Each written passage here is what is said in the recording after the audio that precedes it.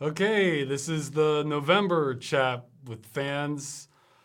Uh, Usual format, I'll give some announcements and then I'll answer questions people sent to me, and at the end I'll answer live ones in the chat. Okay, first announcements, just check the description in the YouTube video for when the next video chat is and the next Planetside 2 session. I don't even want to try to remember the dates. Whatever I put in the description of the video is what it is, because I screwed up earlier yesterday and put the wrong time for when this chat went up. So sorry if I messed anybody up on that, but it's usually the first Saturday for the video chat and like middle of the month for Planetside, also on a Saturday. Okay, and I guess I don't know if this is mandatory, but whatever. For Twitch, I have some video footage from Blade and Soul that was sent to me. I'm not even sure how he wants to pronounce his name. It's N1CH1JOU. So he sent me a bunch of it, so sure, why not? Let's throw up Blade and Soul. That's probably not a game I'm gonna end up playing. Oh yeah, okay, so first off, for announcements, what happened last month? Things did not go according to plan. I sort of put off those extra horror video things I wanted to do, and I thought I'd be ahead of time with just the one. I was hoping to have 2 game dungeons, and ended up just being the one. What happened was a little after midway through the month, the air quality within a matter of days just got so bad that I could barely breathe. I was coughing in here. It was just misery, even with the door open. And at first I thought it might have been stuff that was like blowing out of my computer. I just cleaned it out entirely. I ended up replacing the power supply later just in case there was something coming from that. It was still bad. Then I just basically started dismantling my entire room. It might not look like it because I put it all back, but I took everything out. I pulled up the carpet, the desk that's right here. I disassembled that, pulled that out. Just the curtains on the walls, I had them clean, just everything, And I think I found the culprit. There was like this mildew stain in the back wall and on this cabinet that was here when I even moved into the apartment. It was a cheap IKEA one that had some mildew on it also. I moved that out. I'm not sure if the mildew came from in here or from outside the building. I've treated it heavily on this side, so at the very least, I bought myself some time. But, oh yeah, the audio may be a little more echoey also because I have less furniture in here now because I moved some stuff out. I don't think it'll be too bad. I did a quick test, but that's why. It was such a... That set me back so much. And it was just haunting me too because... until I found the source, because it was like this mystery mold fumes that was just attacking me. So that set me back. And I swear, it's like a curse. Every year, pretty much, since I did the Halloween episode for Civil Protection, my Halloween ends up being just incredibly busy, and I didn't plan it that way. I thought, this year, I'll get it done early. I was hoping to have a video done a few days early, maybe even a week. Did not happen. But hey, maybe next year. But so I barely got the Realms of the Haunting review out on time as it was. So actually it was technically late by Europe time, but so that set me back. So for this month, I kind of want to do what I wanted to do last month, which is I've already started on multiple things. Get more done on the movie, more done on that sort of fork from Game Dungeon where it's essentially going to be Game Dungeon, just a couple shortcuts and with a lot more editing help. So I cannot promise when that will come out. However, I hope to get at least 2 or 3 scripts, written and recorded and sent for people to work on. Because this is going to be kind of a when it's done sort of thing. However, I can just kind of keep this stuff going like an assembly line if things go all right. So... That'll get started this month. Hopefully, I'll have something this month, and then for sure we'll have something on for December too, because things will get done. Also pretty much after the first episode, I want to just start on the Christmas episode just to make sure it's like here in time. And then I'll go back to other stuff in between. And also this month, something I had to cancel last month because things were running too tight time-wise, was it would have been better last month, but I hope to at least experiment a little bit with playing Zombie Panic Source with fans. I absolutely love that game. It's mostly just sort of bad people playing it that kind of got me out of it, or not finding service with the maps I wanted, because that game can be either not fun at all or incredibly fun depending on the map. So I've got some offers to help be a host for that.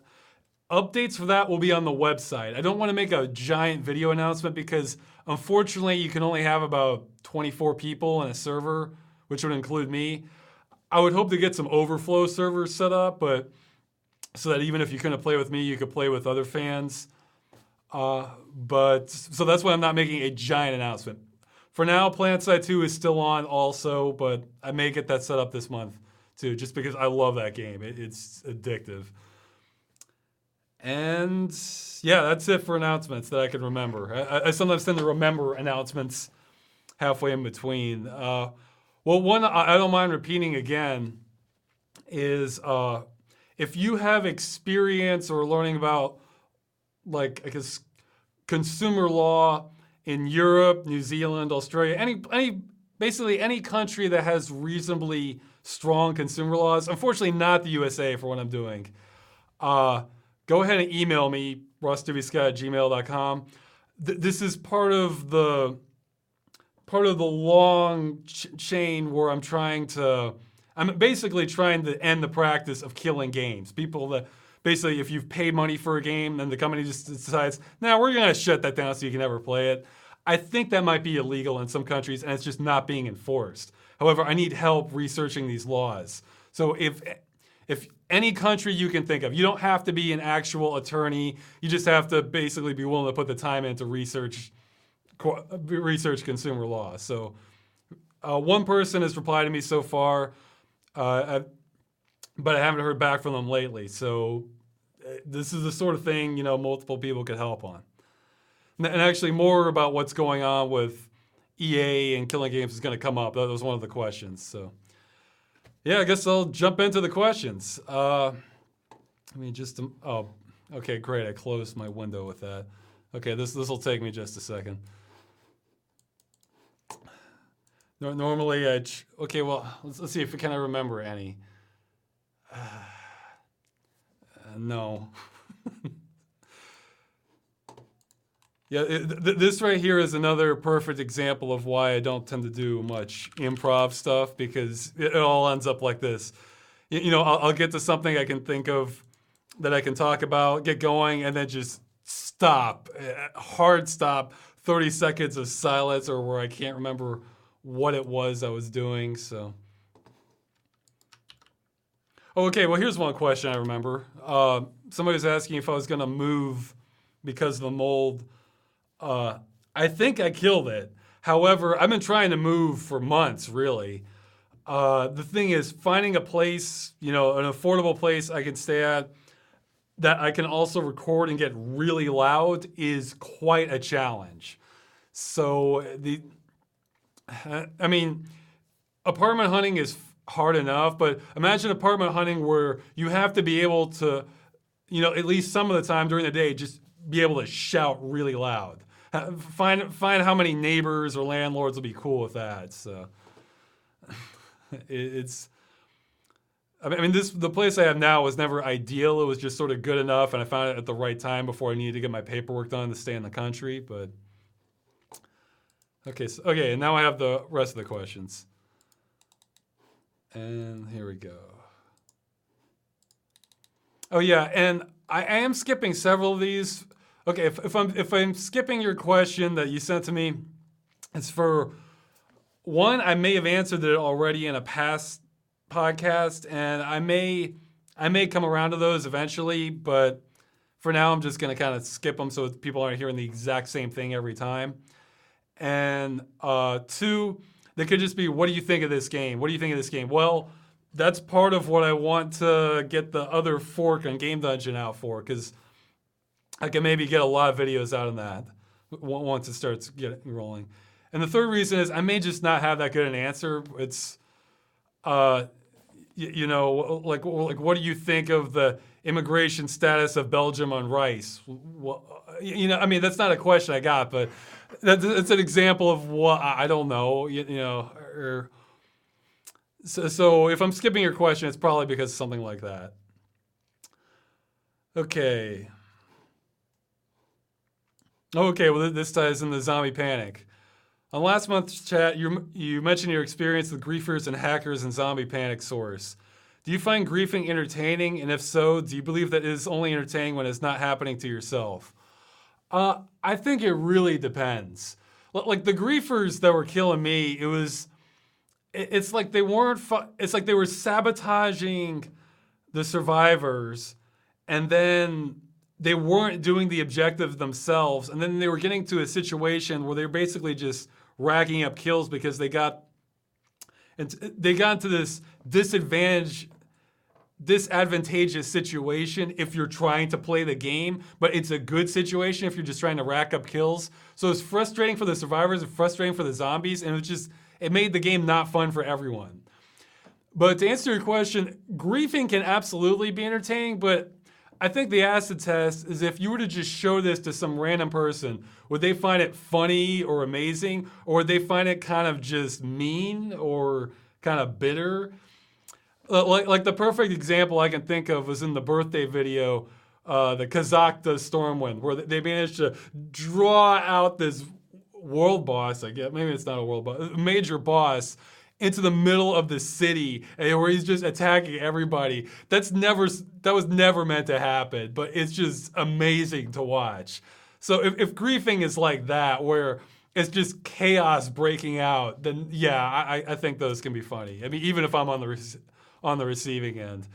But if it's just stuff where, another good example would be, I've heard like in Minecraft servers, people will work on these elaborate things and other people just go in and wreck them. Well, that's not funny. That's just kind of mean, you know? So I don't like that kind of griefing, but if it's really creative griefing that pretty much anybody watching can laugh at afterwards, then yeah, I'm okay with that. So. Okay, let's see. Question I've wanted to ask for the next video chat. Have there been any stories you've seen or read that you think have been hindered by being told in the wrong form of media? Well, I'm sure there's more, but one that comes to mind, I'm probably the lone person who thought the movie was still enjoyable to watch, but I've read the book, World War Z, and the book, that's just not meant to be a movie. It's meant to be like a mini series or a television, because it's just a collection of different accounts, and it just wouldn't translate that well into a movie, I don't think. So for the actual movie, World War Z, they just decided, hey, you know what? Let's just not worry about the book at all and just make some random zombie movie. So, which I was okay with, but I can understand where people who are, I mean, I've read the book too, but people who are enormous fans of that would be upset because it's not really the book at all. So, I'm sure there's plenty of other examples, but that's one that definitely stands out to me because it's not good for movie format. Could the Planetside 2 playdate times be stated somewhere else in a more obvious way? Yes, but that's tied into me kind of getting more done on the website and setting up a Twitter account, which, unless I just completely get bogged down, I'm going to try and do that this month and make an announcement about it. The only reason I haven't done one yet already is several years back, this person sort of claimed the Accursed Farms name for Twitter and sent me the password just in case I wanted to use it. So now I'm thinking, yeah, I want to use it. And I tried it and the password doesn't work anymore. So I've emailed him and maybe he'll reply again and I can get the official Accursed Farms Twitter with the same name. If not, I'll just come up with another name. But that's what I plan to use Twitter for, is just simple announcements like Planetside 2 at this time or new video out. That's all I plan to use it for. And I think that'll be easier for people to follow rather than having to, if they don't want to just read through everything or that way. Okay, as an expert in cyberpunk fashion, what do you think of Adam Jensen's sunglasses being augmented directly into his face? Well, I'm not an expert in cyberpunk fashion. I guess he's basing that on the... I mean, really, was that fashion show in Deus Ex particularly cyberpunk? I don't know. I mean, it seems like that's something you could have in some of those you could kind of throw into a Zoolander movie, I think. But I felt like the sunglasses... I don't know. I feel like that was a compromise because, you know, they were trying real hard to give some of the feel of the original, and there's not really a good reason to be wearing the sunglasses, I don't think. But yeah, why not throw it in there? I think that was the approach with a lot of things in Human Revolution. Let's see. I would have loved, you know what? I would have loved the yellow filter mode as a toggleable option and have that literally be your sunglasses so you could turn them off and see normally. I would have loved that. Everybody would have won then. Okay, you mentioned that you're a fan of some Akira Kurosawa films. What's your favorite film of his and why? Well, I don't know if I've seen all of them. I'm not like a mega fan, but yeah.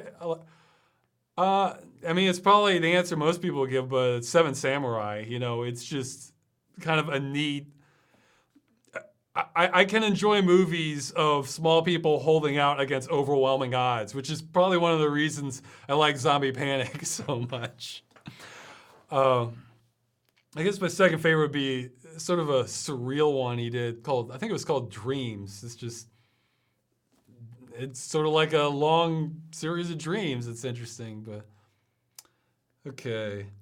In the very first video chat, you mentioned that you didn't like Eraserhead, but you never explained why. Speaking as a fan of Lynch, I think it's his best work. So why don't you like it? Well, it's not that I hate it. It's just kind of, I don't know. When I watch a movie, I sort of want to have like a coherent experience and just being able to follow things, have a good story. And Eraserhead is more just like, let's really weird you out. And some people really like that. Ironically, I like more of a balance. That's why I like Twin Peaks so much, is because you have an actual plot and lots of atmosphere, and you have the weirdness kind of sprinkled in there also. So it's more balanced for me. Whereas Eraserhead's more just, let's weird you out and disturb you. So, ironically, that in itself isn't really my thing. I like to enjoy myself when I watch a movie. So, and the more disturbing and weirded out you get, the more it can kind of drift from that. Oh boy, okay. Why do you think the American democratic system only has 2 major parties, while the vast majority of other democratic systems have several? It's partially historical and partially because we seem, our system now in America seems to sort of celebrate power now, and the 2 parties want to keep their power. I think it's about that simple, and we've managed to, I think many other countries have done somewhat better. Well, it varies, you know. In America, we're not doing the best job of fighting corruption, and corruption works better when you have big established parties. So because if it's spread out everywhere, then that makes it more complicated. Okay, somebody's saying in the comments it's as a result of the post system. First past the post. Okay, I'm not. First pass. I don't know what that means. First past the post. I thought he was talking about like the postal system. Like it might have been easier to organize as far as voting, but okay. Next question. More political stuff. There weren't too many political. If you were named supreme dictator of the U.S., what would be the first change you would enact? Well, I haven't thought about this, but I've actually thought about before, okay, say I was like a billionaire, what would I do? I think it's the same answer. Is that I think I would try to form like a composium of, like a committee of basically different kind of intellectual leaders that I respected and I felt had good reasoning in different areas, and try to get them together and say, hey, look, well, in this case, I'm supreme dictator of the U.S., or hey, I have billions of dollars. What's the most effective use we can do of this to try to have a better society? Maybe 10 years, 50 years, 100 years from now. Like, let's just try to plan this out. But basically, get a committee together of people who are definitely wiser than myself, especially in different areas, and then just try to work my way out from there. Because you can have something that'll lead to a much better states like in a long time. However, the disruption could cause immense damage in the short term. So you have to account for that too. Let's see. Yeah, okay. Well, that would be that basically answers. Yeah, somebody's saying they're sick of politics. So yeah, let's move on. Let's see.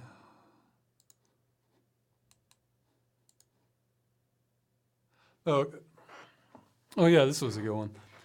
Ever since my recent fascination with open source software spawning from Blender, and with Windows 10 being my nightmare fuel for the same concerns you have, and for anybody who doesn't know what my concerns are, it's basically the mandatory forced updating that you have no control over.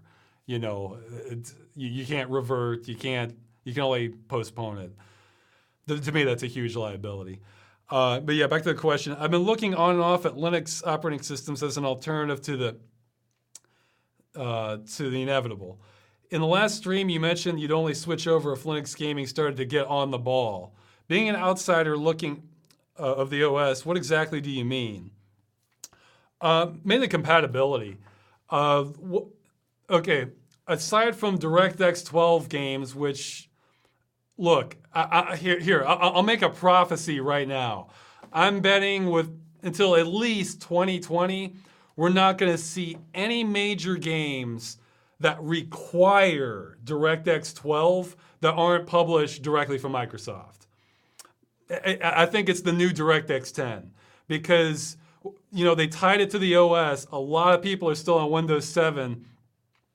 And so, game developers aren't going to want to risk losing 60% of the market or something to make DirectX 12 mandatory. I mean, there'll be a lot of games that support it, but there'll be no major games. There might be like one or two indie titles that might use it, but nothing coming from like Ubisoft, EA, Activision, or any other like Bethesda, any other big companies. So that's my prediction.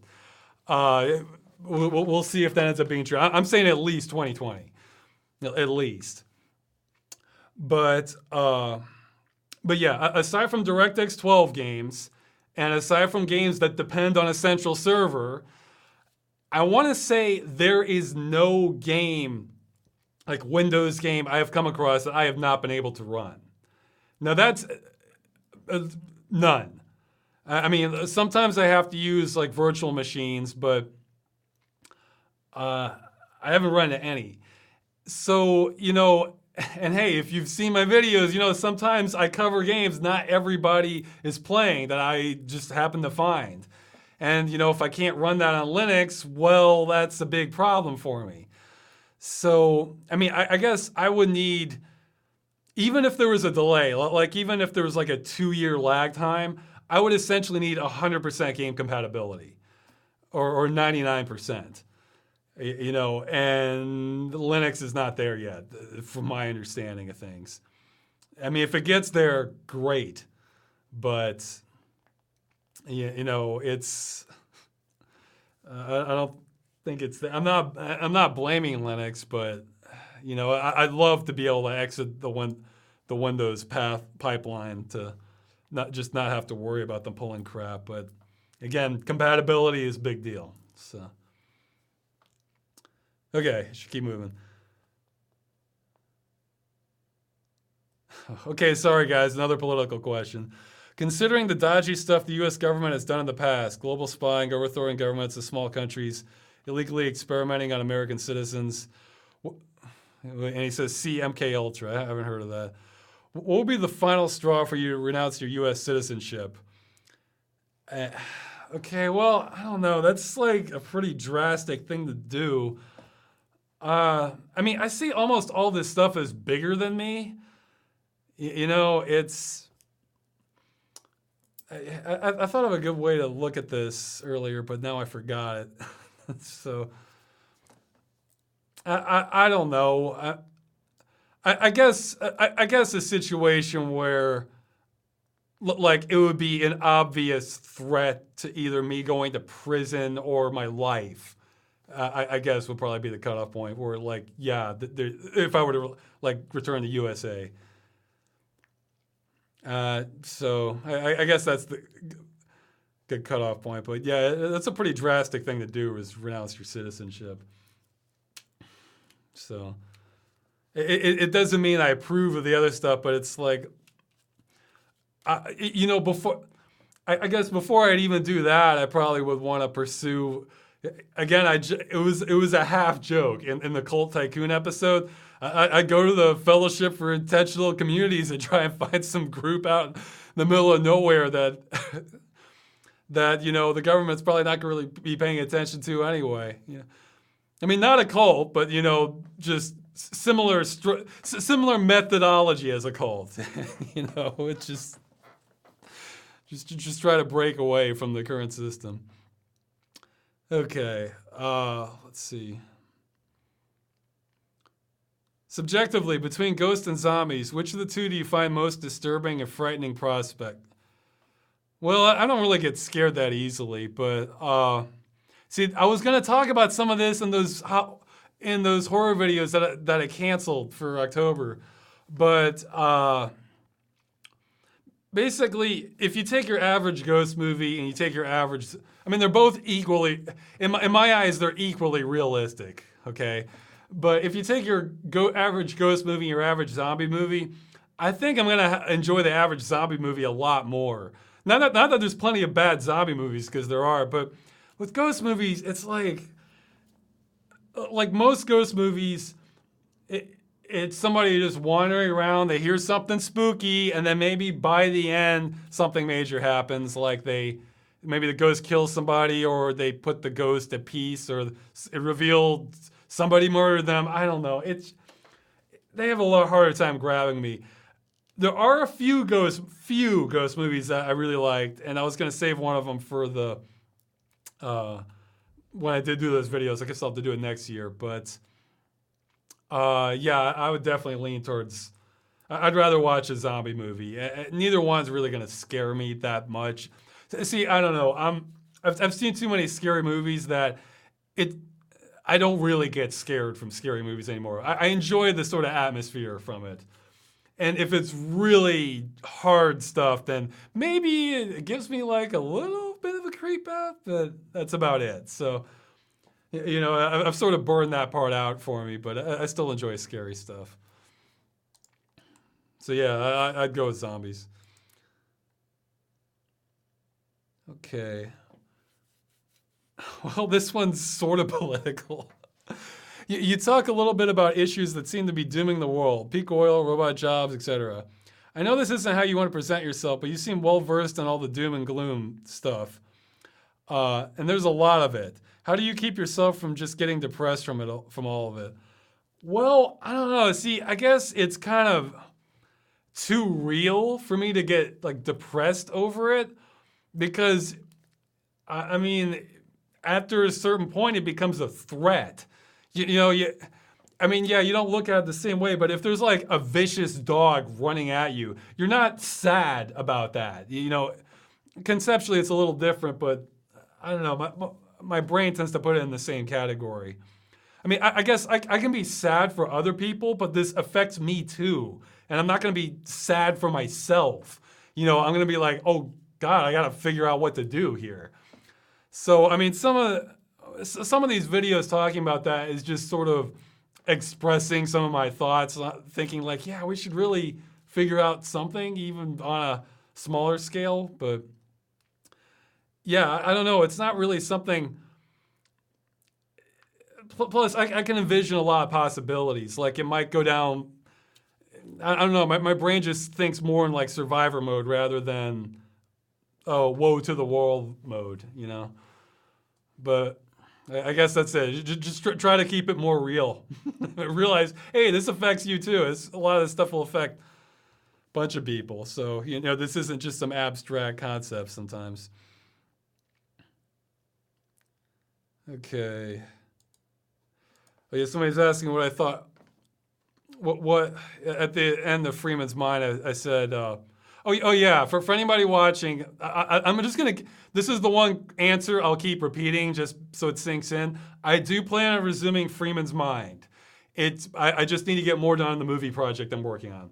In fact, I'm tempted to say I'll start it next year, no matter what. I'm tempted to say it. I'm not promising that, but that's where I'm leaning right now. So, just okay. Now I'll get back to the question. He was saying, what if Freeman became the new elder god as opposed to the whatever the end boss was at the end of Half-Life, Nihilanth or something. What would the universe be like if Freeman was correct and he became the god? I don't know, actually. I don't think that far ahead. I imagine it'd be very self-serving towards Freeman. I figure it's not too healthy to think like Freeman too much. Only a minority of my thoughts are actually, like my genuine thoughts, or like goes into Freeman. I've estimated before about 15% is about whereas my thoughts are the exact same as Freeman's. Everything else is just sort of, I'm trying to keep them either consistent with the personality I've created or to keep them quite interesting, to try to stir things up. So I don't have a good answer for that. It's not the sort of thing I'd want to think about too much either, actually. What did you think about the ending to The Thing? I've heard you talk about how it's one of your favorite horror movies, and I enjoy hearing the theories about the ending. How did you interpret it?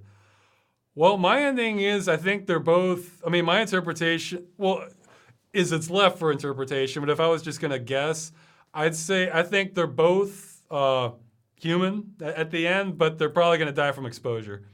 So that was my interpretation, but it was meant to be interpretive. I have a dancing woman person in the video here. Yeah, I don't really know much about Blade and Soul. It's fantasy, anime-inspired MMO RPG. Hope this does. I'm looking at these shots here. I hope this doesn't get inappropriate, because some of the angles they're using and with their scantily clad leggings there, I don't know, but it's probably clean. If it gets too bad, I'll just disconnect this, I guess. Okay. I work as a paramedic currently, and I was wondering if you've ever had to go to the hospital or had to be hospitalized. Or if you had to be transferred by an ambulance. Yeah, multiple times as a kid. Not by ambulance, though, but and I wasn't hospitalized, but basically I went in there, they stitched me up, and they sent me back out the same day, pretty much. But yeah, when I got this sucker, and yeah, geez, okay, which side of my neck is it on? I think it's on. Okay, I've got to look at the camera, see what. Yeah, okay, it's on this side. I see it now. I have a scar on my neck. That one took some. That one brought me to the hospital. Yeah, lacerations. When I think I cut off a chunk of my tongue when I was a kid when I fell down some stairs. I tumbled down some stairs and I landed on this like metal chest that had like a sharp corner, and I think it basically just cut off a part of my tongue. That might be why I have difficulty pronouncing some words, but for that, in general, try to avoid the hospital as much. Oh yeah, when I sprained my ankle coming down some steps, that was in college actually. I twisted my ankle. The thing puffed up like a balloon afterwards. They basically just gave me a brace for it and instructions. But pretty much if I'm going to the hospital, it has to be really bad because, like in USA, hospital's expensive. Yeah, my parents had insurance at the time when that happened, but still, it doesn't do you any favors, you know. So yeah, I've heard that's kind of a odd concept for Europeans. Is that like Americans, we absolutely try to avoid going to the hospital unless we have to because you know why you're already hurt. Why ruin the next few months or years if you're if you're what if you're injured if you don't necessarily can avoid the hospital. Okay. Yeah. Somebody's mentioning in the chat that was actually one of my favorite lines, actually, in Freeman's mind. Like, this must be how old people feel about stairs, where Freeman's just screaming his head off. Okay, let's see. Okay, he's saying something about donations. Oh, okay, he's saying he has an abundance of books, wide variety of genres. He's wondering if he can send them to me. I've mixed. I'd say probably not, just because the shipping to send those to Poland would probably be pretty sizable. And the other half of it is, it's not that I don't want books. I mean, some I would, but especially after having cleaned and moved out everything in just this room. The more I've moved, the less kind of materialistic it makes me, or rather, it makes sure that what I am taking with me and what I do own really counts.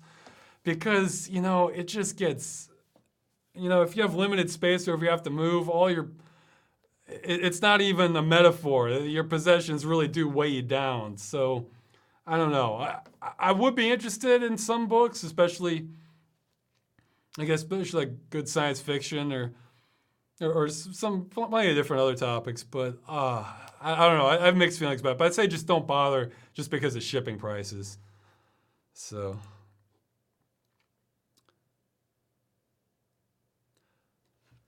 Okay, I think we can all agree that some games can be considered a true piece of art. My question is, when did you realize that? Which game gave you this first thought? I don't know. You know, that this is where I probably kind of show. I've heard some of my videos can be both highbrow and lowbrow, and I think this is one where I come in kind of lowbrow. Whether I feel like a game is art or not just isn't a concern for me. I look more at just how I feel walking away from it, or once I finish the game, or how I feel from the atmosphere it gives off, or the gameplay. And art is kind of I think I probably mentioned this one in an earlier video chat, but art's one of those things where, in order for a game to like truly be art, it might not be the most entertaining one, actually. So, I don't know. It's not something I'm too concerned with.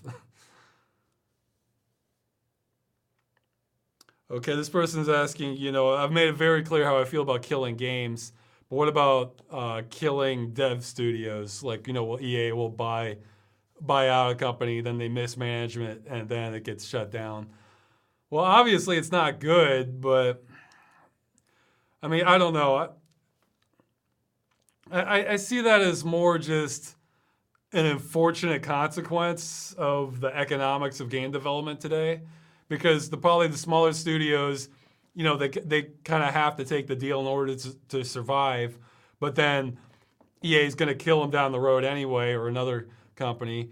So it's almost like they were doomed. It's just like, pick your poison kind of thing. I see that as a lot different than killing games, because, killing games, hey, guess what? You spent money on the game. You paid them, and then they killed it.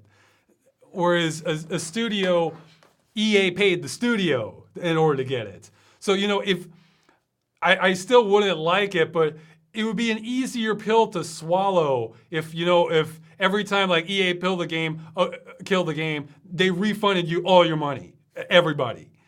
I still wouldn't like that. I mean, I'd still just rather have them not kill the game.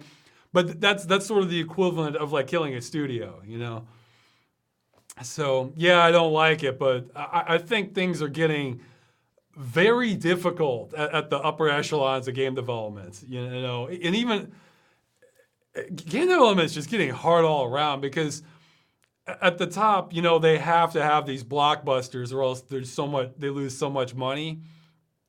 Mid mid-sized studios are getting squeezed. I think the only way they're able to do it is if by really knowing their audience and targeting them. And then indie developers, they have more tools than ever. However, they have more competition than ever too. So it's a rough time to be a game developer, I think.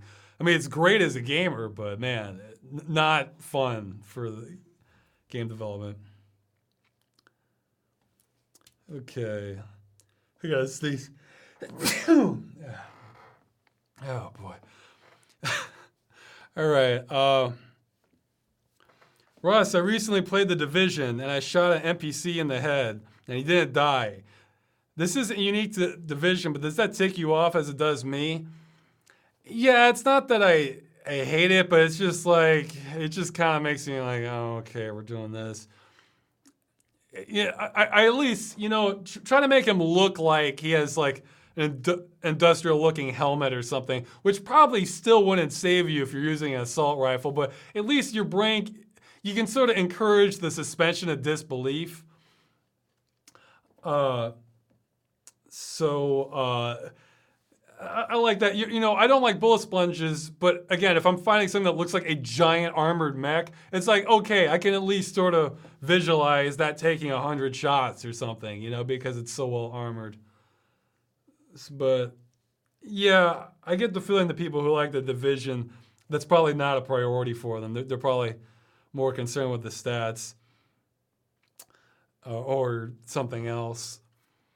But yeah, I always prefer kind of believable-ish damage. It can be really believable, or it can just be sort of, yeah, or I could see that. Like, maybe your gun isn't that accurate at long distances, or, again, maybe he at least looks really armored, that sort of thing. But yeah, if you're just going, I mean, how does that not rip you out of the game at least a little bit, Okay. What was your opinion on the Mass Effect 3 ending fiasco nearly 5 years back? I recall that blowing up to the point that even publications and groups that usually show no interest in video games covered it.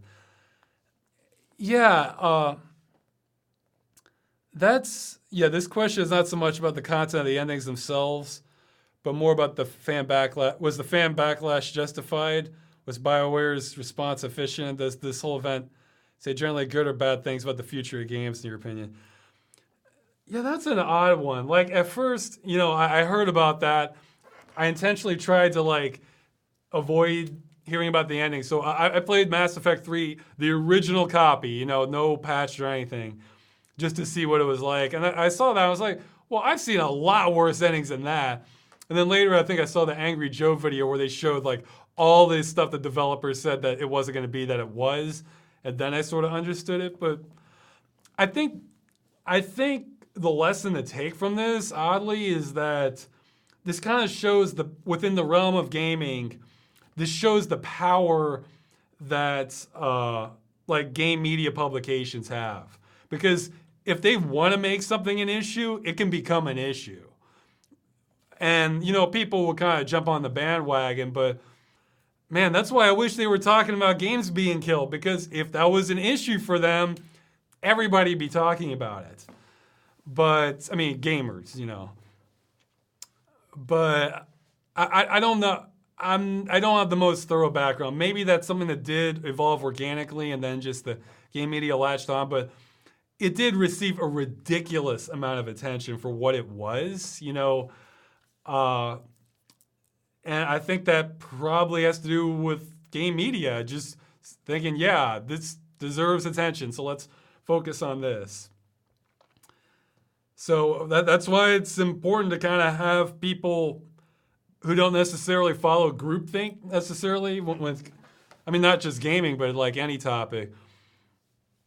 I mean, you don't want people talking about things that are wrong, but that are raw.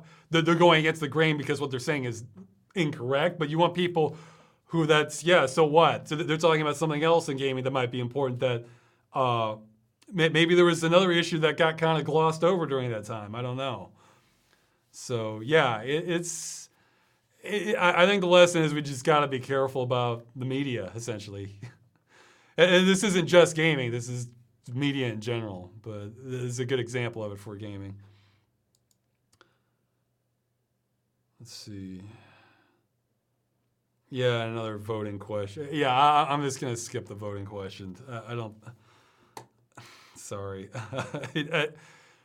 That's not really... Even though I have touched here and there on political stuff, that's not really the direction I want to take the channel. You know, I want to get back to like weird comedies or just interesting worlds sort of stuff.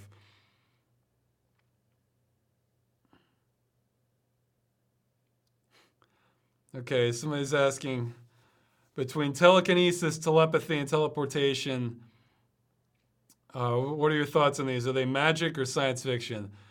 Well, I think telekinesis and telepathy, those definitely fall under magic. I mean, I forget the guy's name, but there's this famous skeptic who's been offering this award, I want to say $1 million, of somebody who can prove, like, you know, within a controlled experiment condition, evidence of supernatural activity. And like I saw an episode where he did that for water divining, you know, where people just hold sticks and they just kind of make the sticks come apart. And, you know, he got these sort of experts at it, and they saw the test. Somebody's saying James Randi is the name.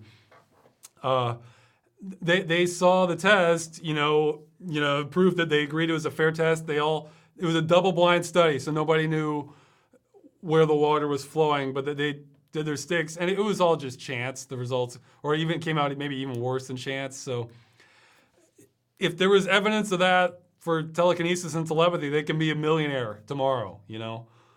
So and I think that should say something. And the classic excuse is, well, I don't need the $1 million. Fine, give it to charity. You know, become a legend. You know, and have everybody love you. You know, do something good. But for teleportation, this could also. My understanding is we actually have done an experiment where we were able to teleport photons. So. Again, maybe that was just a bad reporting. Maybe we did. I'm not sure. I haven't checked on that in forever. But so that might not even be science fiction. I mean, teleportation, like matter in a human body, yeah, that's definitely science fiction. But if we've actually been able to do it with photons, then yeah, it might. Then we're definitely in the realm of science fiction, because then you're just taking one element and suspending disbelief in one area, or taking it to another drawn-out conclusion. I mean, that's how science fiction is. Whereas, you know, fantasy, I'm not sure there's any evidence known for telekinesis or telepathy. Let's see. Do you think there is life elsewhere in our solar system, particularly Mars or Europa? Well, I don't know. Probably not. I mean, there could be some bacteria or something, but yeah, there's a good movie. Well, of course, 2010 has Europa.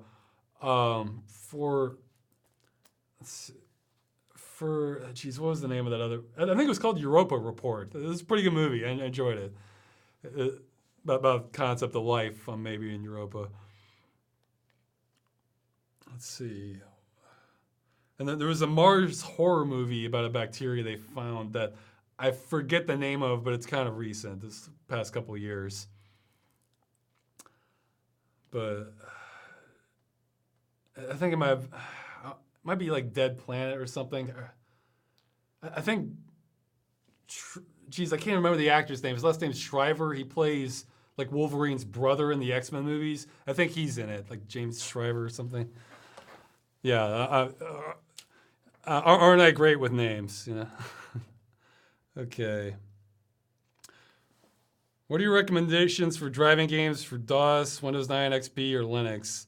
They don't need to be racing games per se, just games where you drive a lot.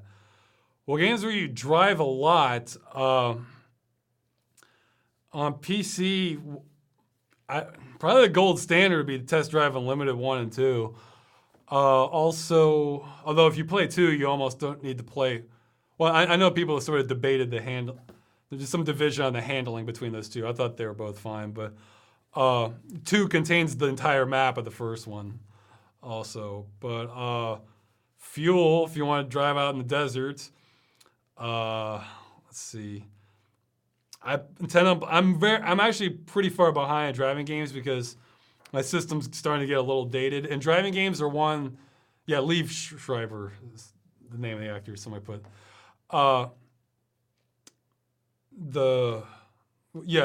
Driving games are the ones you kind of want at full frame rate. So those kind of get put on the back burner for me more recently. But yeah, looking forward to The Crew. I'm also looking forward to playing The Run. There's Burnout Paradise. I really like that game, but although it does that same damn color tinting that I hate, just look up open world driving games. There's plenty of good ones. I mean, there's definitely plenty of room for more, but. And also some games you can sort of convert to driving games, like, of course, the Grand Theft Auto, but also the Mafia series. If you want, you just grab a car, drive all around if you want. But let's see. Okay. Why do you believe Nintendo does not make its arcade games as downloads available for purchase, yet it makes almost all its console and handheld games available for sale as downloads? Nintendo does what it wants, and my understanding is it's sort of caught in sort of old-fashioned ideas of how the business should be run, and maybe it pertains to that. I don't know. I mean, yeah, I've mentioned people complain about how there's I've heard people complain about how there's a Call of Duty game or a clone every year or something like that. Man, I'd love to see some Super Metroid clones every year. That'd be nice. Even if they're not the best, great, more Metroid. I haven't had too much of it. I'd love to have more stuff like that, but Nintendo works in mysterious ways, and I'm not sure how much longer it can do that, from my understanding, because it kind of needs to adapt more to what the market's doing. But I'm not an expert on that. I'm sure there are other channels like Pat the NES Punk. I'm sure he can give a much better answer on anything Nintendo. Let's see. What are your thoughts about the disappearance of truly useful physical copies of games? And he means ones not like Darkspore, where it's just a coaster because it doesn't work anymore. Well,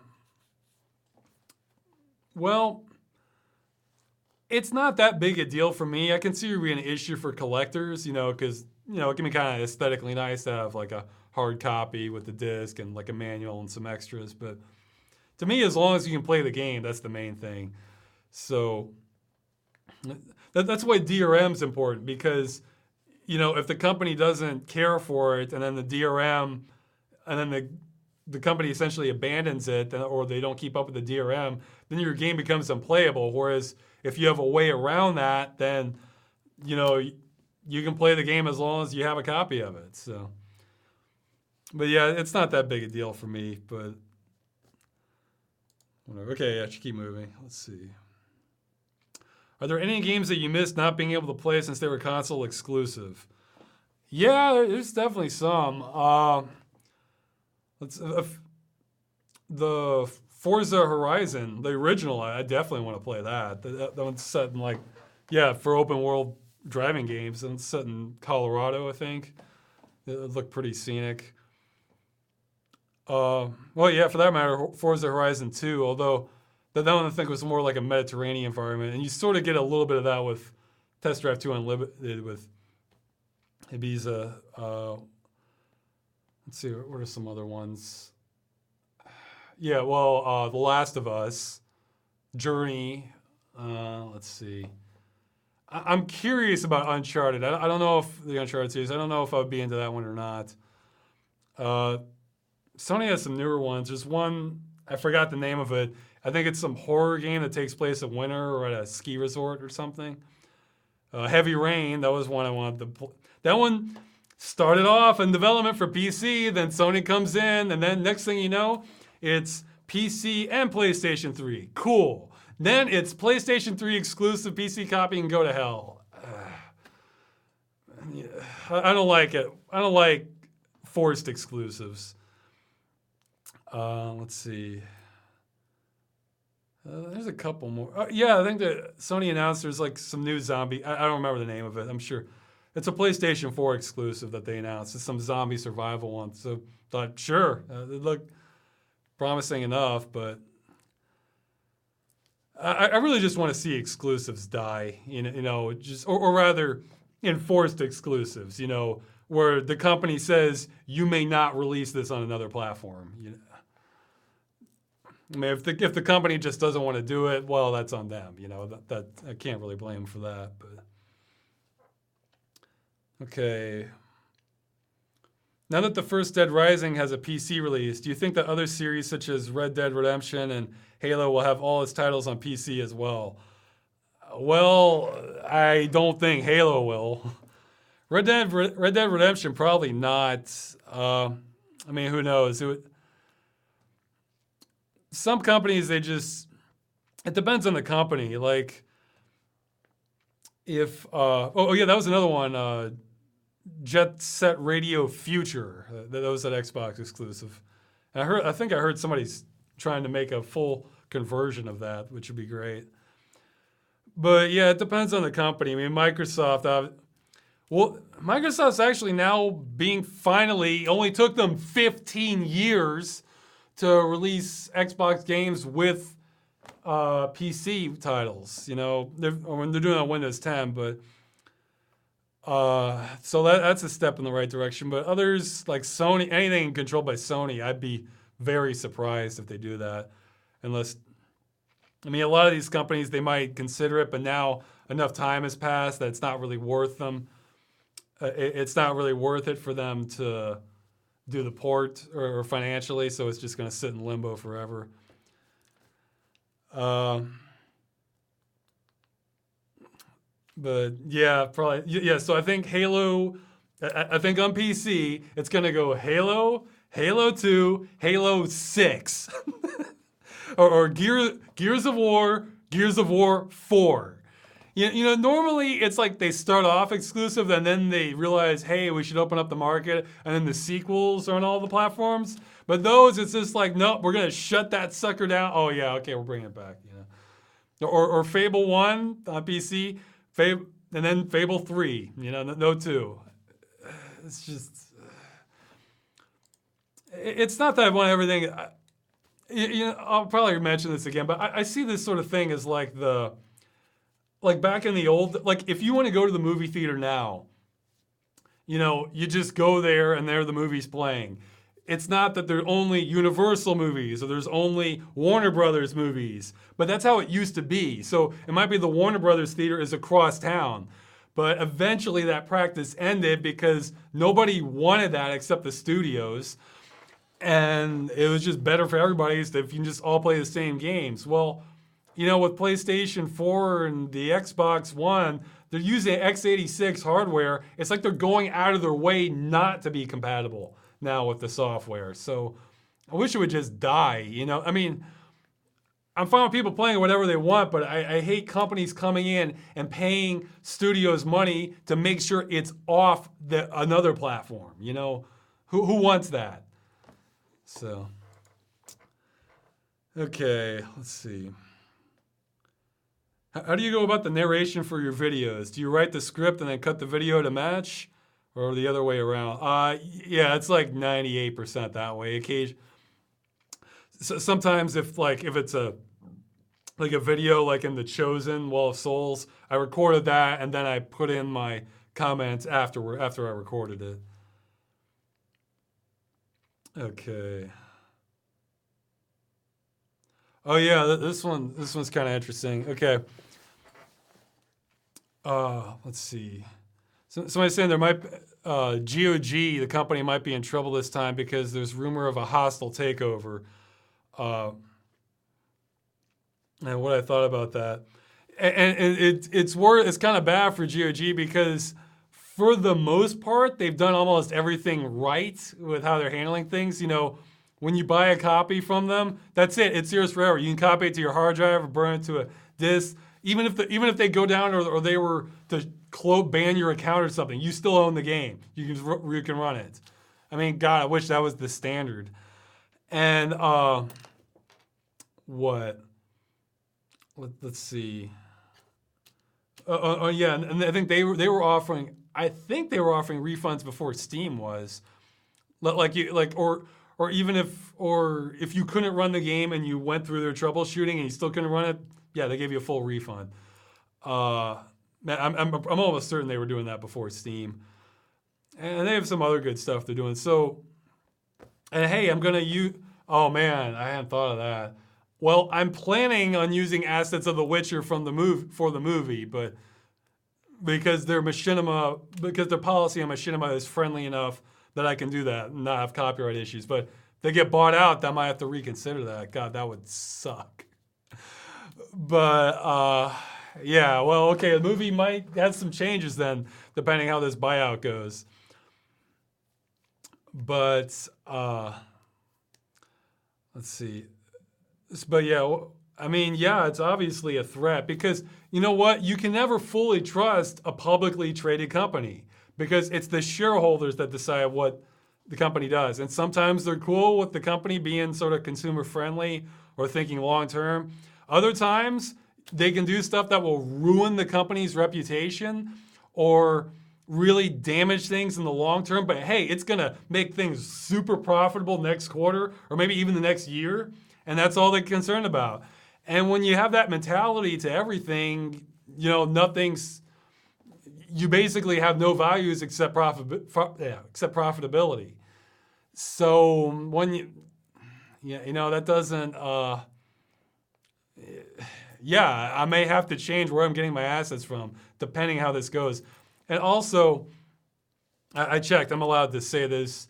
I've been recently given an offer by GOG where if I put like in the description when I cover a relevant game, like Realms of the Haunting,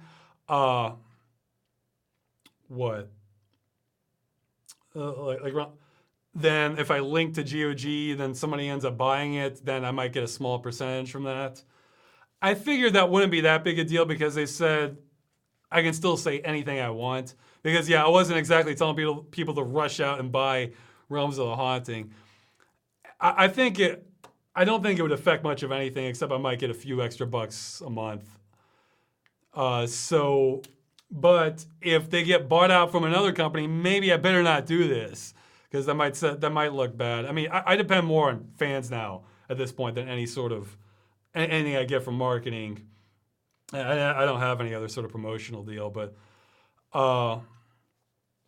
so yeah, I was considering that, but I'll have to see how this plays out now.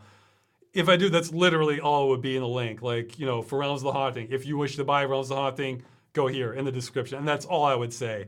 I don't think I would even have it as an annotation or I wouldn't want it in your face at all. So, and I cover plenty of games that aren't on GOG also. So, I mean, when the games are free, I usually try to link people to a link where you can get them because they're abandonware. But yeah, it's definitely something to be concerned about. Let's see. Okay, somebody's asking how they can get involved with the Game Dungeon spinoff and the volunteer stuff. Email me, and if you have, I'm bottlenecking at the moment. It's my fault at the moment if I haven't responded to you yet. However, I hope to reply to a lot of them this month because I have a little more time this time. Okay. Oh yeah, Ross, how is your EA campaign going? Is there any progress or is EA silent? EA is silent. However, I did get in touch with a game industry insider. Like I gave away his gender. That doesn't reveal too much, but he is definitely involved with things. I have to keep him anonymous, so I can't give any hints about what company he's involved with or anything. But I got some important answers to questions. First, the EA campaign is not. My attempts are misguided at sending the letters. They absolutely have a network to make sure that an executive never lays eyes on those letters. And they said that it can even be a liability because, like, say you're writing in your game idea and then they happen to be working on a game that has that exact same idea by coincidence, they need that plausible deniability. So it's my fault, but, well, for lack of information, I did not know better. So it sounds like those were in vain. Sorry about that. However, I am trying to follow up on the legal route now to seeing if this practice is actually illegal. Like say the way they're doing it is illegal in the European Union. And I can bring that to the attention of the EFF, Electronic Frontier Foundation, and they can contact the right authorities and bring this up. They could be receiving huge fines. In the future, that means they would either have to have an end-of-life plan for their game or else risk losing the entire European market. So that's, I think that might get them to change their policies. I think that's our best bet at this point. Okay, somebody's saying social media outcry is probably more likely to work than illegal stuff. Well, depends on what laws we find. That will work better than the letters, unfortunately. However, what? Oh yeah, I was asking about how much awareness. The other thing I asked my contact about is how much awareness there is of this sort of thing at the developer end. And the practically quote the person, they said, developers are aware of this and they don't care. And the reason is because they're overworked. They're working, basic 60-hour work weeks normally and not during crunches. So they're just too exhausted and ground down that, okay, this game does whatever. I'm just so glad it's behind me. And that's sort of the attitude of the developers themselves. So it's not going to come from the developers. I don't think. It would basically, we need to figure out how to target management. And from talking to this person again, I want to be real careful about what I say so I don't even give hints as to who this is. But it sounds like they do pay attention to the major game media. But basically, it sounded like every site Gamergate had an issue with, that's the ones they pay attention to. So it's, there really are some kind of gatekeepers as to what information flows towards the actual management and how game practices are going to be handled. So that's why I'm keeping my fingers crossed on the legal route, because if we can find the right laws, man, we could change gaming history. But we'll see. So yeah, anybody who has a legal background or just willing to research that sort of stuff, I would start with the European Union. I don't think there's any protections like that in U.S. law, but I'd love to be wrong. So yeah, that's where we are right now. I still got to figure out something we can do. I asked the person, well, hey, I have all these people who are willing to kind of get on board and try and do something. What can we do? He's like, oh, let me get back to you on that, and nothing. It's so frustrating because it's this feeling of powerlessness, But hey, that's what laws are made for. Is when, something needs to get changed, and there's kind of powerless to stop it. So, okay. But yeah, if you have ideas of what else we can try, I'm willing to listen. So. Okay. Somebody's talking about somebody working on an exoskeleton for virtual reality that will have full feedback and everything, if that would solve motion sickness. Yeah, maybe. And would I get one if they became commercially available? Again, it comes down to price and game compatibility, because if it only works in 3 games and some demos, not really, but if I can kick it open all sorts of things, then yeah. Actually, I have another theory about the motion sickness thing. I think we might be able to have a much wider field of vision than what I showed with my theater idea. But the trick is you gotta have something that grounds you to reality. Even if it was just a bar that you could hold on those in front of you, but that bar was physically there and always there. It was then so it feels like you're on this platform inside the game.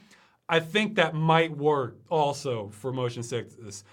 Because, if you're in a theater, you have the seats in front of you and just the ambient light of the objects around you. So you don't really get motion sick, or at least I don't.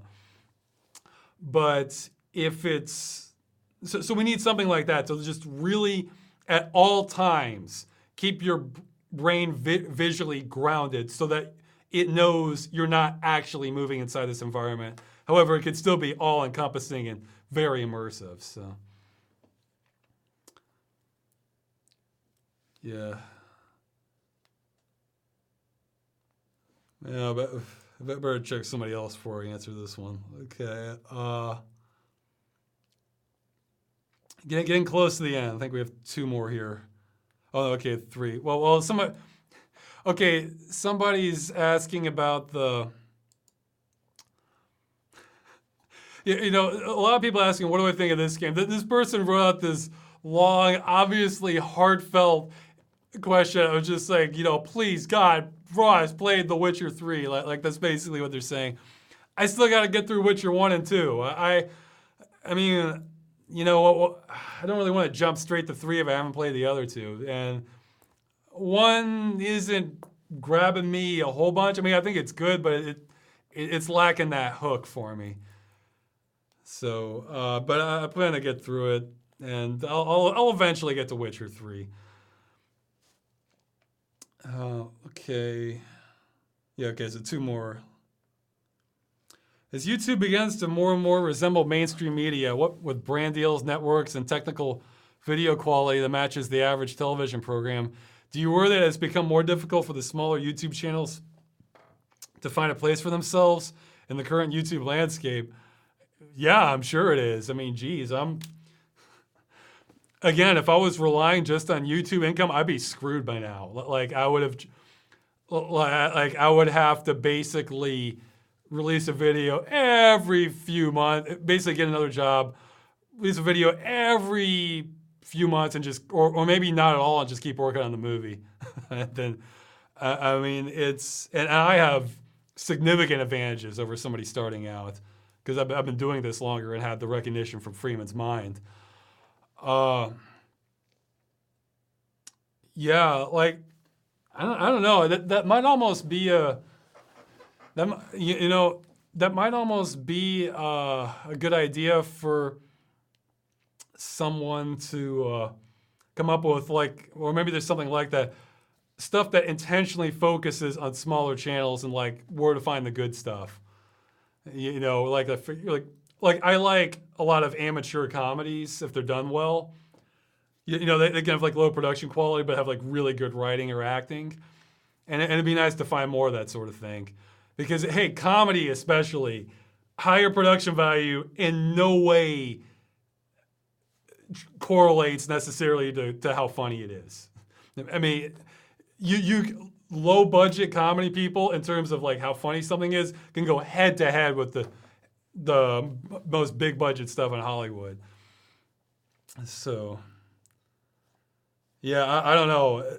I think that could be a money making opportunity, is to have a site that really maybe seeks out the other quality stuff. Okay, last question, then you can start typing them in the chat. Put 3 equal signs while I answer this one, or topics you want to hear about. Okay, would you ever be interested in reviewing some Machinima's sort of spin-off game dungeon? I know it's probably a lot harder and you might have trouble with copyright strikes, but I'm not very intelligent into all that.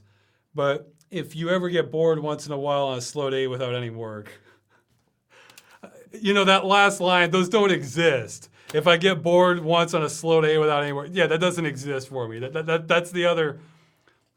Well, it's great being able to work on things that I'm interested in. That's part of the cost. I don't get days off, really. I mean, days off come at the expense of something else. Probably not, because Machinima takes so much work to go into. It's, it feels like a little, like say if I come across bad ones, I don't really want to like beat up on those people, because, they probably, there's small time, or it just almost feels like bullying at that point. Whereas if this is a game that at some point got published and you were taking money for, the standards are a lot different, I think. So, yeah, I mean, they're taking money, so you can rip into them as much as you want. And we have a weird fox lady in the video footage here again. But yeah, again, Game Dungeon is sort of the compromise between getting more videos out. Again, if I had just no financial concerns at all, I would probably just do I'd probably just do weird comedies, original stuff or fully original script. But I hope they get back to a little bit of that, even before the movie with some animated stuff, but not this month. I gotta take one step at a time. Okay. Okay, we have several questions now. What can ruin an otherwise great game? Well, awful controls, like with Realms of the Haunting. Or just parts that are so bad. Yeah, Realms of Haunting is a really good example of that. Because they had some great parts. And there's a chat before this. Okay. I mean, there's a question before this. But yeah, awful controls are parts that are so not fun to play that they just drag down the rest of the game. It's like most of the game can be fun, but then there'll be that one section. No, it makes you want to give up. Yeah, So yeah, just poor gameplay. If the gameplay is really good, then you can kind of get away with a bad story. For me, the atmosphere can make a big difference because, I don't know, I sort of like getting into the world of the game. All right, let's see. And I lost my place already. Okay. This is the first time he's caught the live stream. I want to ask, what Valve multiplayer games have I played and what are the thoughts about them? And do you still play any? Well, I've played original Counter-Strike. Played Team Fortress Classic, which somebody asked about earlier, but I skipped over that one because I answered it. I messed around with what was it? Deathmatch Classic, which I think was just really a Quake port. I play a little bit of Team Fortress 2. I don't know. I mean, like with Counter-Strike, that's one of those.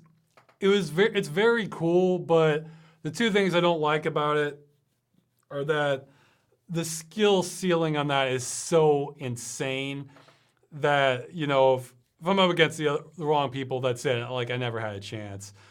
And the other thing is, once you're dead, you're out. Gotta wait. Go do something else. And I understand why they do that, but at the same time, it doesn't make for the most fun for me for games, for multiplayer games. For other Valve games, Team Fortress Classic I love, but I don't know, it's sort of faded out with that. Well, even Team Fortress Classic, again, like Zombie Panic Source, the map made or break. The map is what made it for me. Like, I love Dust Bowl and Avanti, but a lot of the Capture the Flag maps I didn't really care about. So, yeah, Warpath, that was another really fun map. And yeah, I guess I don't really play that many today. I mean, I've messed. What was the other one I mentioned? I can't. Yeah, Team Fortress 2.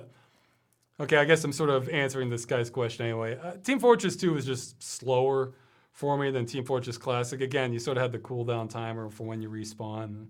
Team Fortress Classic, the pace is just frantic. I can kind of like that.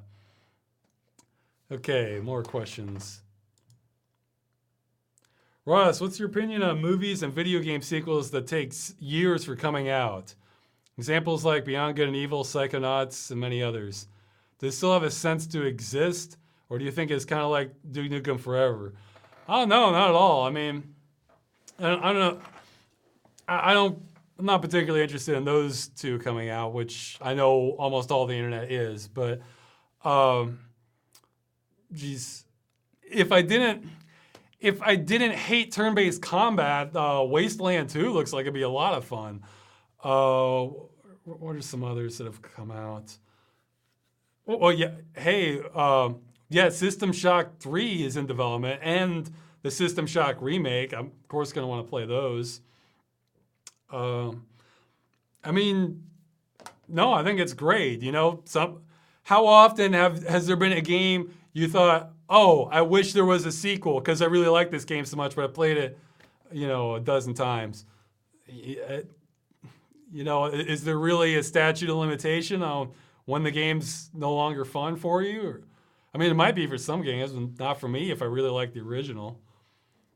So, I mean, Duke Nukem Forever, the reason it's not good is because it was a mess. Because, look, I think if the Duke Nukem Forever that came out in the E3, was it 2001 trailer? If that had come out, I think it would have been looked at pretty favorably.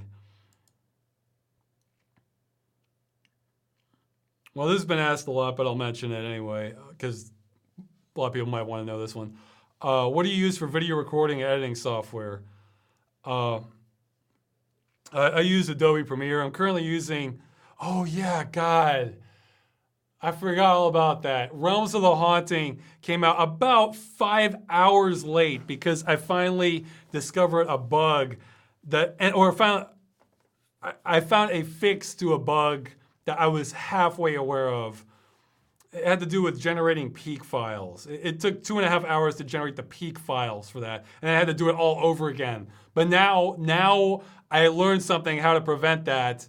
It's this option in the preferences. I mean, it still generates them, but it won't keep generating. Okay, I won't get into this because it's kind of boring unless you're a programmer.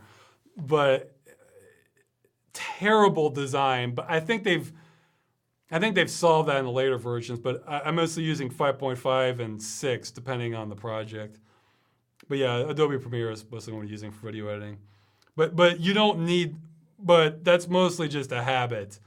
From what I've learned. You don't need that to make the kinds of videos I make, because my video editing is pretty simple. Okay. YouTube's Content ID system, does it crush your soul like it does mine? It makes me nervous when I put stuff up and I really want to get it up because I'm worried it'll get flagged, but so far I've been relatively lucky. But yeah, don't you wish that if a company made a false claim, like they did the claim, they would have to pay a fine or, get sued or something? Don't you, Google would help sue them for you? I feel like it should work both ways. Absolutely, the companies should protect their content, but if they're just mass flagging I feel like they should be pretty damn sure what they're flagging, What, they can't, these big companies can't afford to do that? Because, yeah, you should protect your content, but the risk should run both ways, and it doesn't right now. And it probably won't, but... Okay. Ross, do you watch Stranger Things? No, I usually wait on shows until they're done a season or two, and then I catch up on it. I don't even know anything about it. I probably don't want to. If it's weird and mysterious, I'll probably like it, so... Yeah, I figure with a title like that, maybe it is, but if I even suspect I might like something, I like to just go in blind. I remember for the movie Silent Hill trailer, I started watching it, I recognized the music, and I saw the production value was looking really good. I was like, nope, no, that's it. I don't want to see the rest of the trailer. I'm just going to go watch the movie. But I don't like having things spoiled if I'm interested in them. So I like to get just enough to get me interested, and then that's it. I don't want to know anything else. I just want to go in.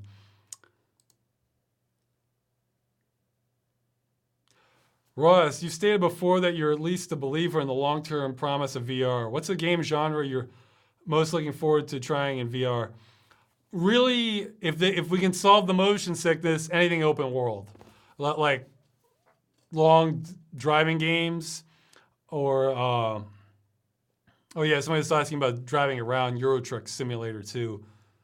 It sounds like it'd be really boring. It probably is for a lot of people, but I can see where it have some appeal. But really large open-ended RPGs. I'm thinking actually it'll be a long time if ever we get there where you can have like good, competent, fast-paced gameplay in VR if it's not specifically designed for it. Because I was mentioning like in the last chat how like Deus Ex, the stuff I was doing in that footage where I was just barely clinging on, staying alive, there's no way I'd be able to pull that off in VR because I had to move and respond too quickly. And however, for experiencing environments, there's no parallel. It doesn't get any better. So anything where really the environment is a big part of the draw of the game. I mean, even in the Vorp X stuff, I think I would want to play a lot of games either on easy mode or with cheats, just because I wouldn't be able to hack it with the gameplay in VR, but I'd love to just see these worlds they've created. So, yeah, I think big open-ended RPGs or open-ended driving games, or hey, it's not the sort of thing I would even normally play, but hey, in VR, walking simulators could be fun if they're scenic enough, you know? So, like I wouldn't want to do what this person's doing in the video right now in VR. That looks like they have to pull off a lot of stuff. So, I mean, unless it was super easy, you know, so because it's disorienting, even if you're not getting sick a bit. I mean, doing fast stuff. Ah, geez, I lost my spot. Okay, wait. Hold on. Have you ever watched Killer Clowns from Outer Space? Yeah, I have. It was okay. I tend to be super picky on comedies. See, that's what that was going to be one of my videos for October that I didn't do, was some of my top kind of horror comedies. And it would be a short list, actually. And probably not too many surprises on it. But I was also going to have my underrated ones and ones for lightweights. But hey, maybe next year. I'll try again. And actually, that's the type of video that maybe next year I'll do it, and it won't be that hard because I'll be getting editing help for people helping to put it together. Oh yeah, this is a good question. What do you think of Bethesda's recent actions to hold back review copies of games from reviewers and claiming that helps the customers by doing so? I can sort of see both sides to this. Okay, I also heard that they will be giving them early. Yeah, okay, so the policy is that they're going to hold back review copies from everyone, like reviewers, the public, until like a day before official release. And I understand the arguments from the people on the side that are against this. And I have heard that they might still be releasing them early to like big time YouTubers, like, you know, Angry Joe or PewDiePie or whoever. And if that's the case, then I don't think that's cool because then they're being hypocritical. However, if they really mean it, like just nobody gets a copy early except for more than a day, I actually would like that because that takes some of the power out of these sort of gatekeeper review sites. You know, everybody's in equal footing then. And, you know, so they have about as much, that they can handle this about as much effectively as your average YouTuber can. And I'm all for that because, again, I've heard from an industry insider that's, you know, that's basically how management kind of gets their news and influences people from these sites. So to have them less influential or have that influence a little more distributed would be a great thing. Now, the idea is, I think the main complaint against it is that, you know, people want to know exactly what the game is before they purchase it or pre-order. And, well, obviously I'm biased because I tend to, it's a lot of games, it's years before I'm getting around to playing them. But so I can understand that, but to see all these review sites have no more influence than your average YouTuber would be great, I think. And if this is how we get there, then great. I think it's worth the cost of the average buyer having to wait a week.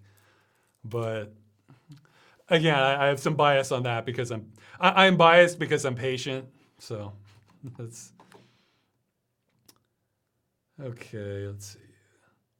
What do you think of the surge of retro games in recent years, or the number of indie devs going with a Nintendo or DOS style for their graphics? Do you think too many devs are copying that art style now? Do you think if they could, they should emulate a different style instead? Well, for me personally, copying the exact same style so that it feels exactly like an NES game or exactly like a DOS game doesn't really do anything for me. I like nice pixel art. Even the Nintendo Entertainment System and like EGA DOS games, I didn't really start liking the visuals to video games, I want to say until like we had VGA graphics or the Super Nintendo, because then you had a much richer palette of colors and it looked so much nicer than just the 16 colors. Now, if you get into like real old games like Atari or like even vector graphics, then that can get kind of cool because then it's a little more abstract. You have like colors against black and then that looks kind of neat, but I mean aesthetically, but just yeah, I don't know. I was never fond of the coloring of those games even back then. So I'd like them to, I'd prefer them to aim for, 256 colors or above, 256 color palette or above, but I'm fine with it. Especially since, they might have they might have a lot of good 2D artists, and they think they can handle a 2D game, but making the transition to 3D just it either wouldn't look as good for what it is, or they might just not be able to handle that. So I just see it as different flavors, but yeah, but making it exactly like the original system, I don't care. I mean, it doesn't give me any nostalgia. It's just, I just look at it like, okay, we're 2D graphics. Oh, okay, we're 3D. Or okay, is this top down or side scroller or graphic adventure with backdrops? Just create a good atmosphere. That's the. I think that's the ultimate thing. Create a good atmosphere. Okay, and as a warning, I'm starting to get hungry, so this might end in a little bit. Let's see. Which game do you think has the most wasted potential? Saying could have been great, but for whatever reasons, content cut, hardware limitations. I don't know. I'd have to think about that one. Yeah, I'm sure if. Yeah, it would have to be one where a lot of hours went into it, and then. I mean, I don't think this is the greatest example, but it's just in my memory. Realms of the Haunting, the potential's there. The potential's there, but it turned into something. It wasn't mediocre, but it turned into something else. Are you a big fan of Mod Tracker music? It's one of those things I want to catch up on more, so I can't really recommend like people I like. But yeah, if it's done right, sure.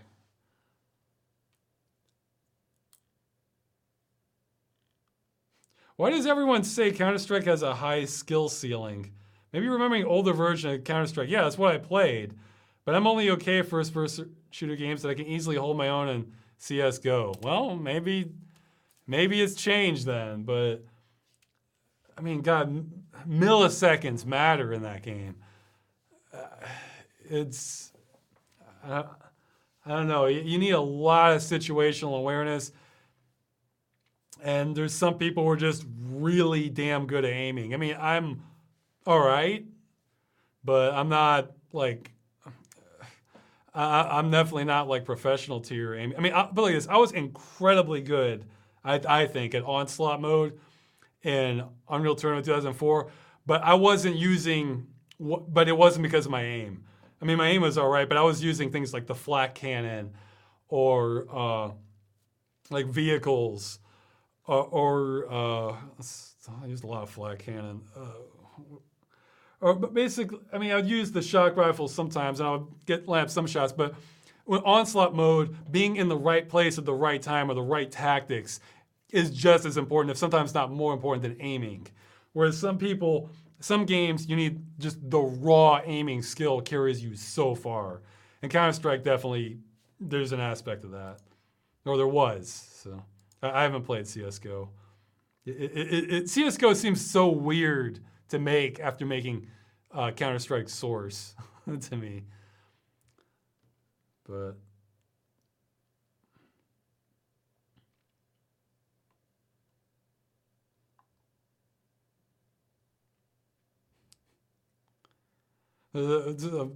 somebody's saying they find Jim Sterling super annoying, but he appreciates him fighting the good fight. You know, I don't know. For me, Jim Sterling, he owns arrogance. You know, some people can be arrogant and you just want to punch them in the face, but other people, they're arrogant and they're just so good at it. Like they have charisma with it that like, and I could so easily see Jim Sterling as like, they're like during the 18th century as like as part of the aristocracy or something. Like he just has this level of classiness about him that like the arrogance is part of the appeal. You know, it's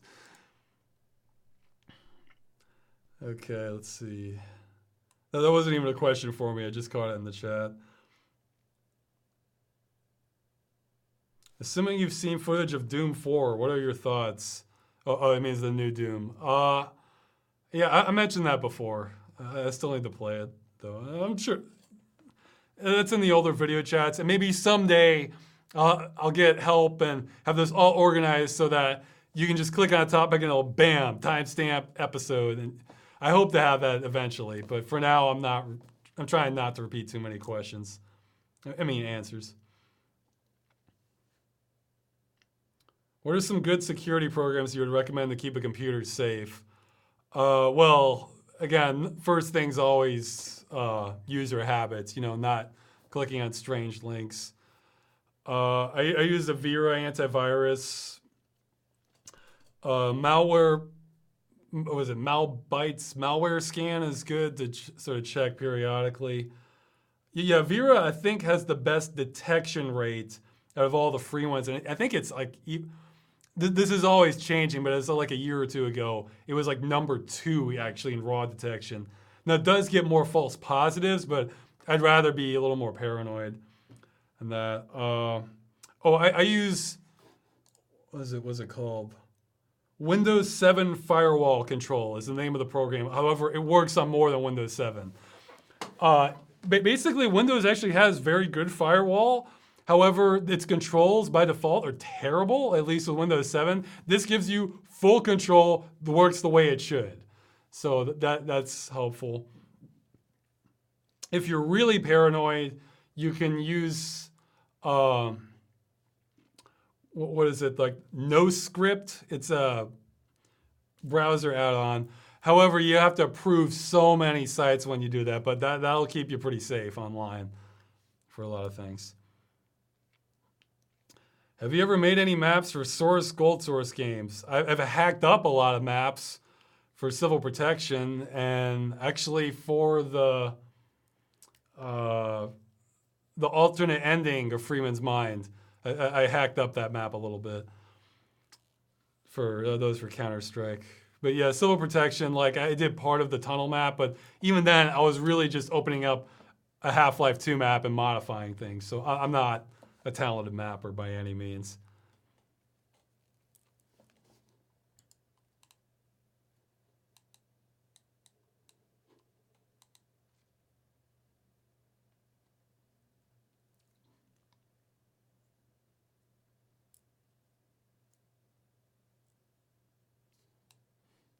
This question is a little generic. I might skip it. Oh, somebody's asking how far of Lost did I watch before I stopped? I watched all of it. However, I applied my policy. Okay, now when I watch shows and movies, I become spoiled.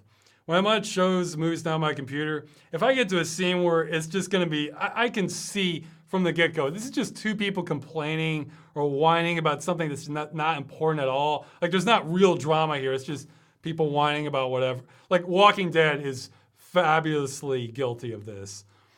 Then I just skip it. Okay, next scene. Okay, now something's happening. All right, and I did that a bunch for Lost. Like I got to the point where I watched a few of them, but I ignored maybe 90% of the flashbacks because I realized this isn't telling me anything I want to know about the present situation. This isn't answering important questions.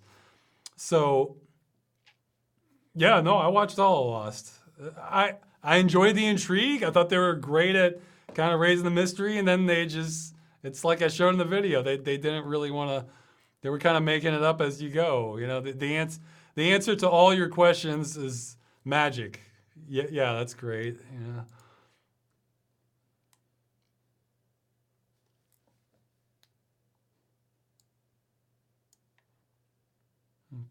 Okay, I answered this question about turn-based combat last episode. Yeah, the one game I played where I enjoyed turn-based combat was no issue whatsoever for me was Sky Hill. Just because it's like bam, bam, bam. Okay, fight's over. Or I mean, you can stop at any point, but it's like, you know, it went by so fast, it was not an issue. Okay, I'm definitely getting hungry. Let's see.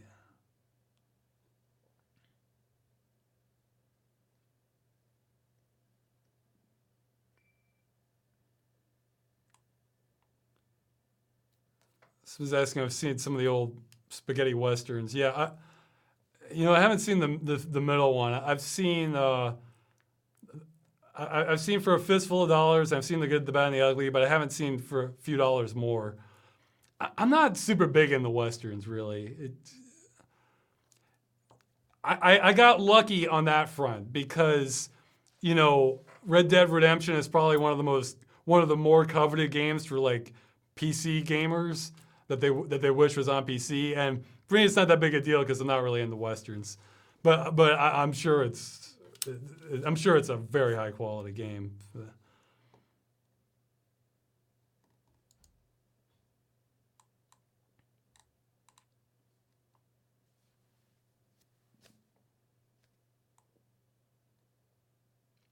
Oh, somebody's asking about The Last Stand, Union City. Look, I've gotten emails. Maybe it's something with my system. Maybe I can try it on another one. I've tried it on Chrome. I've tried it on Opera. I've tried it on Firefox. That yellow, it's like I showed, like the full screen will work. Then you get past the first screen, bam, all yellow. It's just how I showed in the video. If I can ever solve that, if I can ever play that game in full screen, I'll cover it. But I have not found the solution. I don't know what's happening.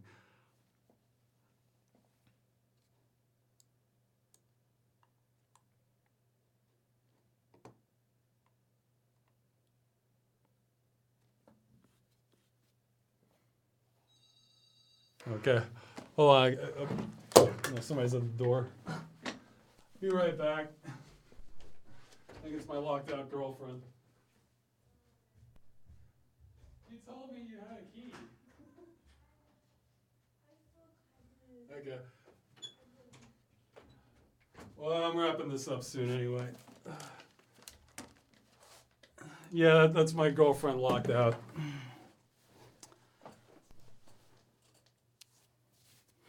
Okay.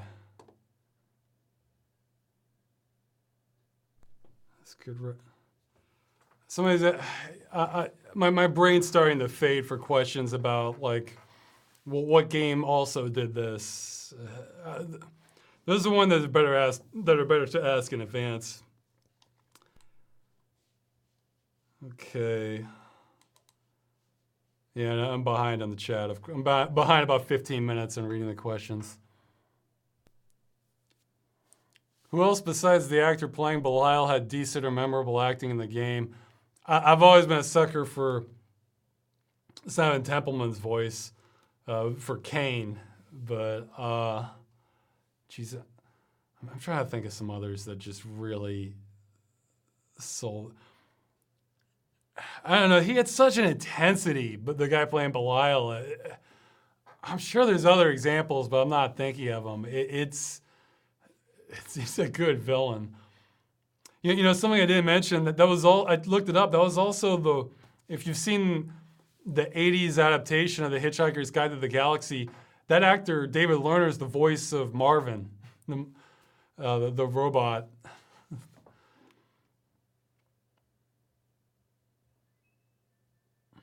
What are YouTubers you like but passed away or just quit? I don't know if they quit, but Magic Hugs just sort of disappeared. I thought a lot of their videos are hilarious. Are you going to make your videos available for download, or should I just rip them off YouTube? Rip them off YouTube. I mean, I'm even wondering if I should do that when I resume Freeman's Mind, because when I did that, YouTube quality wasn't as good. Now it's pretty similar to what I have. When I do the movie, I'll make sure you can download that. I don't know, if there was like a huge demand for the downloadable copies, then yeah, I could do something. But I mean, I don't know, YouTube like at 1080 seems pretty good to me. The thing is, the file size gets so large now. Like Realms of the Haunting was like, I mean, the encode at the settings I was using. Well, actually, I did a little bit higher quality settings for Realms of the Haunting before I sent it to YouTube, and that came out to 3.9 gigs. But I'll probably shrink it down a little bit more for the backup copy. It'll probably still be around 2 to 3 gigs.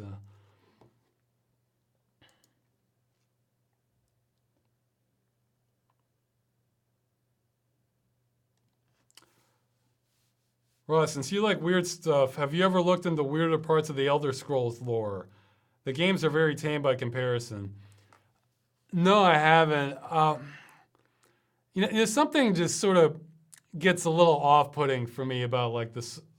Again, I haven't played Skyrim yet, but I played Morrowind and I played Oblivion.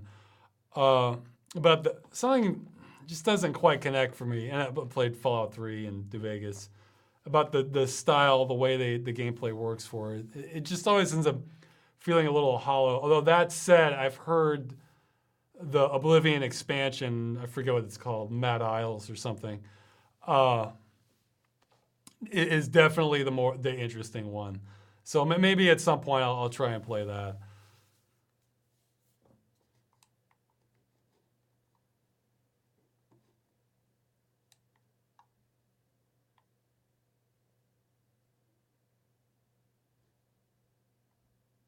Okay.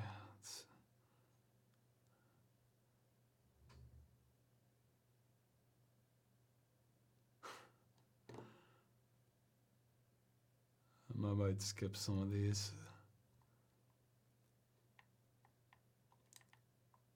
Yes, somebody's asking about sex robots. I have no answers for you guys. I'm sure there's many other YouTubers who are happy to jump at that question. Should full motion video games or games with full motion videos cutscenes make a return? I feel like the technology is finally there to really make it work, but the bad full motion video games from the 90s have killed the interest for it. I would love more good ones. You know what? I would be totally fine with something where where you have good actors, you never heard of them, like, just an amateur product, well, not amateur, but like, low budget production. It's obvious it's being green screened and they're on a background, but the acting's good, the story's good. Hell yeah, bring it back. I'd love to see more of that. I mean, there were a few like that for full motion video, but yeah, the vast majority of them were really cheesy.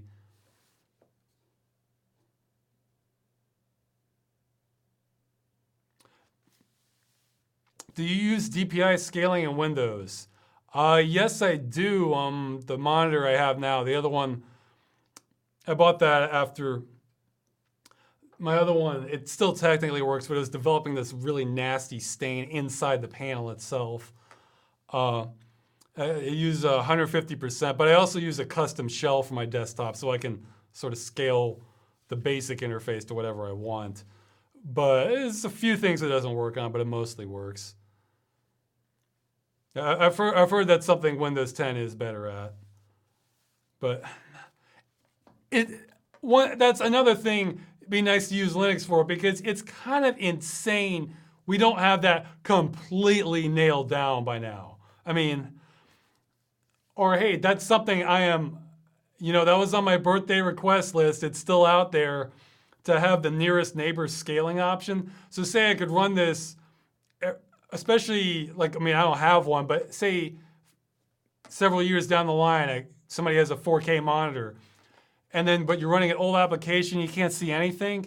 You just get, bam, it goes in the nearest neighbor 1080 mode, will look perfectly sharp, best of both worlds. You go back and forth, no loss in visual fidelity, but we might get there eventually. I saw a reply in the NVIDIA forum months later, like half a year later, saying they were looking into it. So that's more than I've ever heard anywhere else.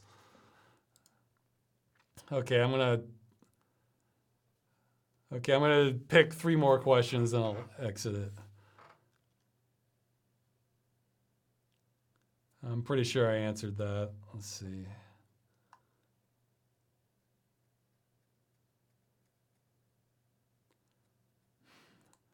Well, okay, I'll answer this. Ross, are there any aspects of video game design that you can definitely say developers are doing wrong? No. I mean, for some games, I can see problems see, it's easy to criticize. Some of them, it's obvious after the fact. Occasionally, I see things that like, this never should have made it past concept. I'm trying to think. I mean, I don't know. I guess we were still sort of well, like the weapons in Realms of the Haunting. That's something I cut out, is that actually from that review is, all the weapons, you could say we were figuring out weapons for first-person shooters, but not really in 96, because you could compare it to Doom. Doom had fine weapons. So if our weapons are a lot less fun to use in Doom, maybe we shouldn't have that. Or, I mean, I can understand limiting how effective your weapons are for a scary game, but it's not, they just seem to make them weaker, not really like like Resident Evil. Your weapons are effective, but ammo is short. Ammo is on short supply. So, that works for a scary game. But that's not what they were doing. Everything was rechargeable. So, but rarely I can see something being a problem, but most of the time it's easy to comment after the fact, whereas it might not be so obvious in production. Or hey, sometimes they know it's a problem, but they're just trying to get the game finished. So they deal with it. Ross, I'll answer this one. Ross, have you found the mouse of your dreams yet? I'm using one that only has 2 additional buttons, but I feel it is made for me. It feels like He-Man wielding his sword, yelling, "I have the power." No, I have not. I would like a wide kind of mouse button that doesn't have like a big hump in the back, with a button for each finger, which includes pinky finger, which eliminates most of the mice on the market right there. And then if you look at everything that's left, it's like ambidextrous, then they all tend to be kind of small or have a weird hump in the back. So no, I haven't found one yet. If somebody wants with a 3D printer, or you're good with AutoCAD or whatever is good for designing this stuff, sure, I'd love to have something. We can make a shell for an existing mouse and have a hook into that. Okay, so I have to pick one more question. What do we have here?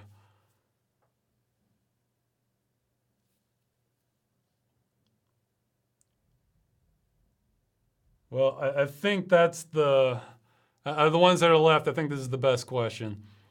Would you create a game if you knew programming and could create art content? Geez, I don't know. Okay. I guess if I had the movie made, maybe, because then I could create, because I have an audience I could play with. Really this, I would not create a game hoping I'm going to make money off of it. I think it's just, I think it's so hard now. It takes a lot of luck. I mean, even if you have a good game. Or you can create a good small form game, but to have it be like a good sort of bestseller game, it'd have to have so much more content. But okay, okay, we'll have an overtime question here, because this person's This person has a good one. Hey Ross, literally just watching last month's stream now. You mentioned about Windows 10 updates. It is possible to stop automatic updates, but it's a serious pain. But it's possible on Home Edition. Okay, is that true after the anniversary update? Because I heard that removed group policies. And part of the old method involved removing group policies. And I have a friend who's like paranoid about this, and he's been looking into it. And he says there's other layers of things they find ways to turn it back on. I think it might be possible to strip out now, but you know, I get, like, okay, I've had an issue like with Windows 7. There were 2 updates for Windows 7 that caused me problems with my desktop shell. It screws up the Z order. Like, it makes my interface semi-unusable. So it took me a while to figure it out, but then I isolated those updates and then I just skipped those 2. And then, what? That's not something I could do in Windows 10. So your options are either no updates. Yeah, I guess your options are either no updates if you can find a way to just lock it down, which might be a vulnerability given a long enough time.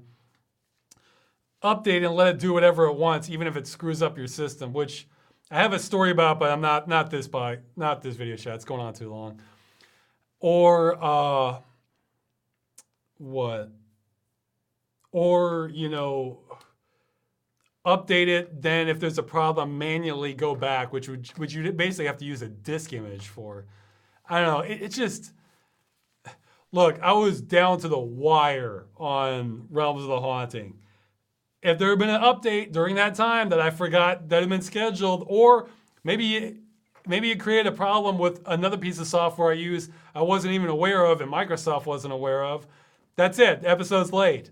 You know, it's, and that kind of halfway did happen, and that was just with Premiere, although I found the fix to that. Okay, I'm getting hungry. Thanks for showing up. There'll be an update on Zombie Panic on the website. You'll almost certainly, people will be left out because there's like a 24-person cap. It's going to be Harvest, because I freaking love that map. Although, hey, if this goes well, I'll be open to custom maps in the future. Actually, that would be sick if we could get like if we can figure out a way to hack Zombie Panic to enable a bunch of people, like say 100 or something, and then get a custom mapper to come in and make a map for that number, that amount of people. But there'll probably be something on that. I am working on the videos. Can't promise when the next one's going to be, but I'm starting the machine that's going to create a lot more videos, is what's going on. And of course, the movie. So that's it. I get to eat. Bye.